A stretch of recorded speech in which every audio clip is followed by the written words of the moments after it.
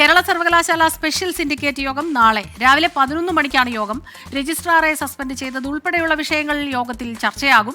Vice ചാൻസലറുടെ ചുമതലയുള്ള Ciza Thomas ആണ് യോഗം വിളിച്ചത്. റിനു ശ്രീധർ ചേരുന്നുണ്ട് തിരുവനന്തപുരത്ത് നിന്ന് വിവരങ്ങളുമായി. റിനു, ഈ കഴിഞ്ഞ ദിവസം രജിസ്ട്രാറെ സസ്പെൻഡ് ചെയ്ത VC-യുടെ നടപടി, അതിനുശേഷം വലിയ രീതിയിലുള്ള പ്രതിഷേധമുണ്ടായിരുന്നു. പിന്നീട് ഇടതംഗങ്ങൾ അടിയന്തരമായി സിൻഡിക്കേറ്റ് യോഗം വിളിക്കണമെന്നുള്ളൊരു ആവശ്യം ഉന്നയിച്ചിരുന്നു. അതിന്റെ അടിസ്ഥാനത്തിലാണ് ഇപ്പോൾ യോഗമെന്ന് മനസ്സിലാക്കുന്നു. എന്തെല്ലാം കാര്യങ്ങളാണ് ചർച്ചയാവുക?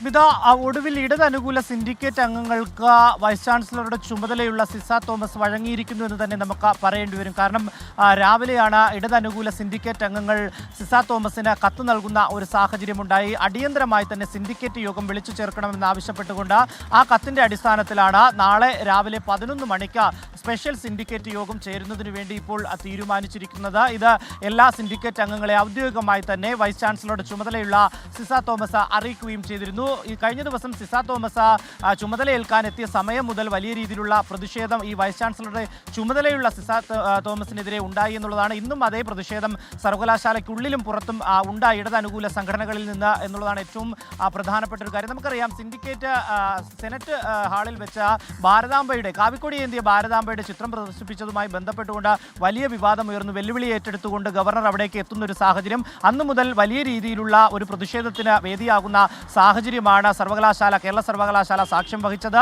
അതിനുശേഷം അതിൽ വീഴ്ച വന്നു എന്ന് ആരോപിച്ചുകൊണ്ട് രജിസ്ട്രാർക്കെതിരെ നടപടിയെടുക്കുന്ന ഒരു സാഹചര്യം. രജിസ്ട്രാർക്കെതിരെ വൈസ് ചാൻസലർക്ക് നടപടിയെടുക്കുവാനുള്ള ചട്ടമുണ്ടോ എന്നതടക്കമുള്ള കാര്യത്തിൽ വലിയ രീതിയിലുള്ള ആശങ്കയും അതുപോലെ തന്നെ നിയമപോരും നടക്കുന്ന ഒരു സാഹചര്യം. ഹൈക്കോടതി ഈ വിഷയത്തിൽ ഇടപെടുന്ന ഒരു സാഹചര്യവും ഉണ്ടായി. ഹൈക്കോടതി വിശദീകരണം ചോദിക്കുന്ന ഒരു സാഹചര്യത്തിൽ കൃത്യമായ ആ ഒരു വിശദീകരണം നൽകുന്നത് സിൻഡിക്കേറ്റ് യോഗം ചേർന്ന് അതിലെടുക്കുന്ന തീരുമാനത്തിൻ്റെ അടിസ്ഥാനത്തിലായിരിക്കണം എന്നുള്ളതാണ് സിൻഡിക്കേറ്റ് അംഗങ്ങളുടെ ആവശ്യം. അതിൻ്റെ അടിസ്ഥാനത്തിലാണ് ഇന്ന് കത്ത് നൽകുകയും ചെയ്തത്.